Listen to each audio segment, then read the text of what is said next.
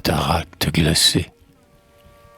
Là-bas, dans la stupeur de la forêt arctique, entre deux murs, taillés en plein roc granitique, des monts sombres creusés en défilés béants, gonflés du flux fangeux de sa dernière crue, un énorme fleuve se rue vers le sépulcre ouvert des profonds océans.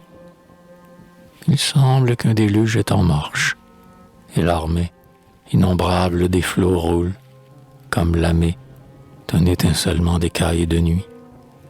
Et le désert sacré des étoiles écoute, crouler la hurlante des routes, de l'onde monstrueuse et qui brame, et qui fuit. Elle passe, affouillant sa route séculaire, usant en vain défie son obscure colère, déracinant les troncs échevelés que mord l'impuissance obstinée triste de sa haine, sous l'indifférence sereine de cet astre muet tournante au fond du nord. Elle va, nivelant le coteau, comblant l'autre, inconsciente des continents qu'elle éventre, des artères de l'or ou des veines du fer, ignorant quel sommeil ronge à la base, sous son propre poids qui l'écrase, on croirait l'agonie informe d'une mer.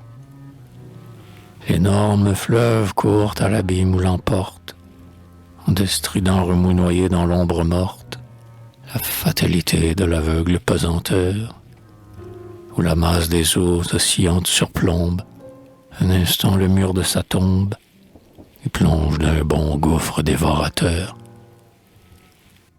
Mais voici qu'aux solitudes que l'ours éclaire, se lève le vent pur de la plante polaire.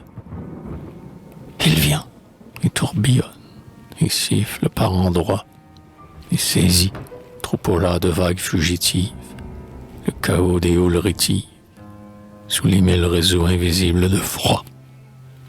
Et l'âpre cataracte aux formidables nappes, sous ces glaçons rugueux reflétant dans leurs grappes l'impassibilité flamboyante du ciel, rébellion tonnante aux vapeurs de vertige, se tait et, d'un seul bloc, se fige dans l'immobile paix du silence et du gel.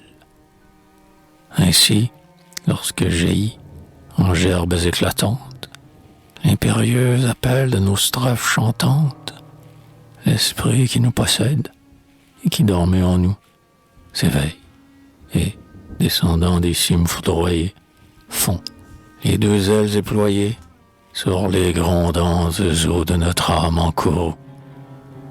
Et ce qui, sous nos fronts, reste encore invincible, stérile désespoir ou révolte impossible, l'élément en tumulte ou l'orage irrité, s'apaise au souffle pur du verbe, et la pensée se fixe, pour jamais glacer, en son inaltérable attitude.